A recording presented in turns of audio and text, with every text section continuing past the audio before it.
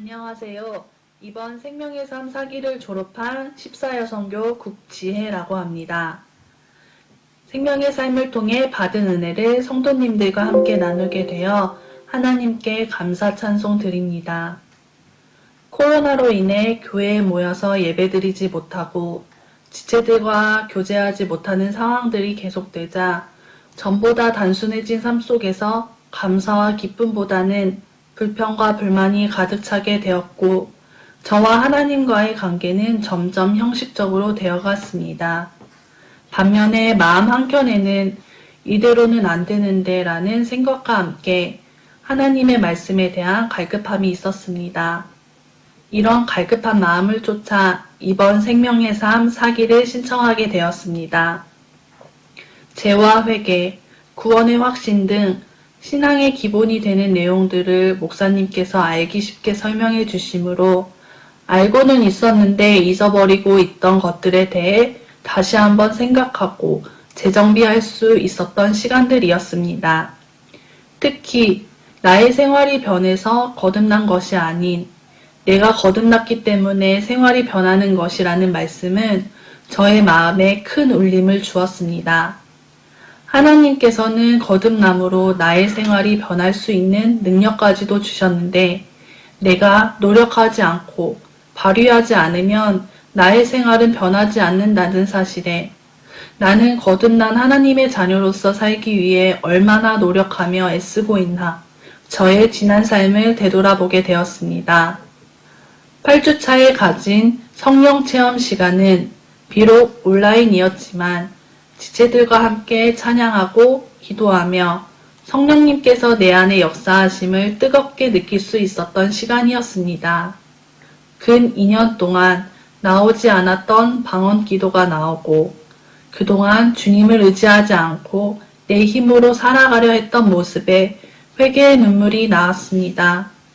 그 뒤로 성령 충만함을 사모하게 되며 하루하루 큐티를 하면서 전에는 보이지 않았던 말씀들이 보이고 깨달아지게 되었습니다.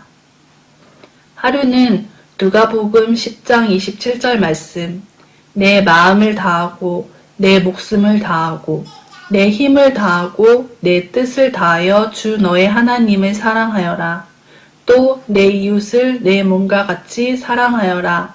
라는 말씀을 묵상하고 칸다가와를 산책하고 있는데 노숙자 한 분이 길 한가운데에 힘없이 앉아 계셨습니다.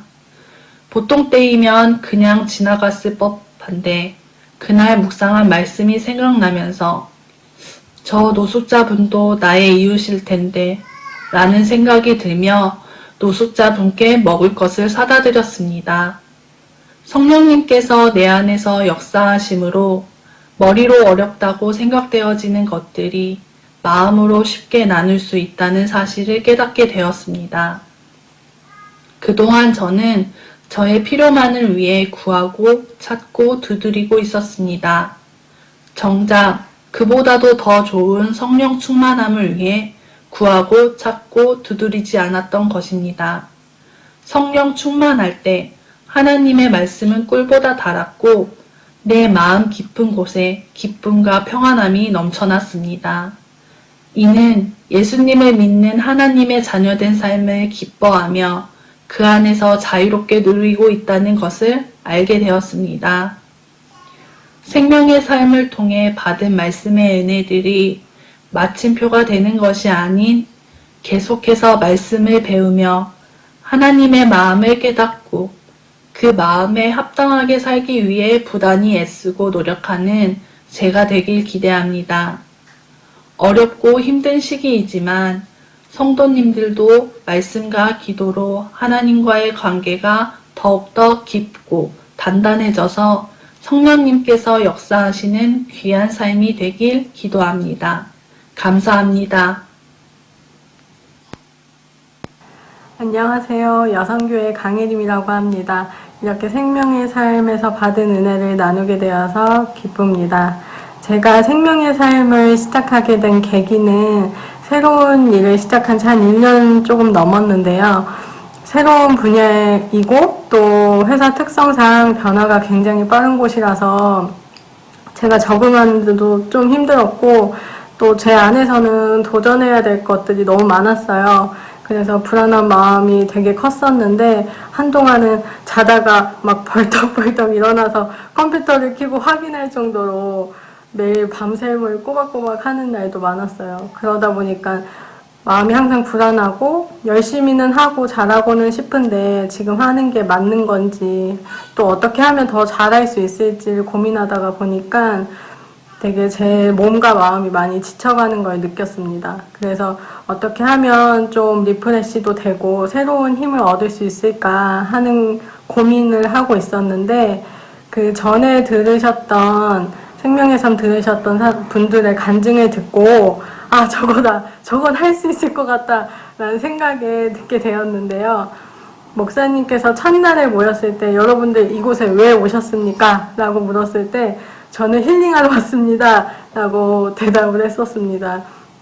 그래서 저는 비교적 가벼운 마음으로 시작을 하게 되었는데, 이렇게 끝나고 돌아보고 나니까 한 주 한 주 기도 제목을 적으면서 제 삶이 어땠는지 돌아볼 수 있는 시간도 되었고, 또 정리하는 기회도 되었던 것 같아요. 그리고 또 수업하는 시간에는 목사님께서 이렇게 답이 정해져 있는 질문을 던져주는 것이 아니라 오픈된 질문을 주셔서 항상 그것에 대해서 먼저 생각할 수 있는 기회도 갖게 되었고요. 또 이렇게 한 자리에 모이지는 못했지만 줌으로 딱 모였을 때 뭔가 저 혼자 느낀 감정일지는 모르겠지만 뭔가 동료, 막 한 배를 탄 사람들 그런 느낌이 들어서 굉장히 마음이 따뜻했고 편안하게 수업도 듣고 이야기도 할 수 있는 시간이 되었던 것 같아요. 그리고 들었던 말씀이 말씀으로만 끝나는 게 아니라 제 삶에서 직장에서나 가정에서도 바로 적용할 수 있었던 부분들이 있었어요. 그게 저한테는 굉장히 많은 도움이 되었고요.